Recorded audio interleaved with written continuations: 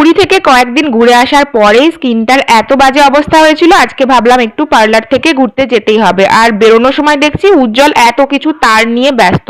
ব্যাপারটা হচ্ছে আমাদের নিচের ঘরে ওয়াইফাইটা লাগানো আছে, তার জন্য ওপরের ঘরগুলোতে সব জায়গায় কানেকশন ঠিকমতো আসে না।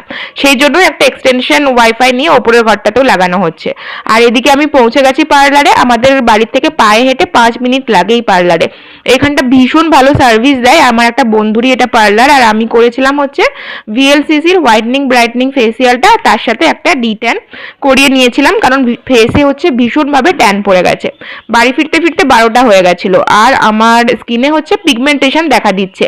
যেহেতু এজিং এর সাথে সাথে এই প্রবলেমগুলো হয়, তার জন্য কয়েকটা প্রোডাক্ট আমি নিয়ে এসেছি। এগুলো এখন 1 মাস মেখে দেখবো। একটা নাইট ক্রিম, একটা ডে ক্রিম, আর একটা হচ্ছে পিল অফ মাস্ক। তো সেটা হচ্ছে সারা রাত রেখে দিয়ে পরের দিন সকালবেলায় ওঠাতে হবে। সপ্তাহে 1 দিন করে ইউজ করতে হবে। ইউজ করার পরে দেখবো কি রেজাল্ট।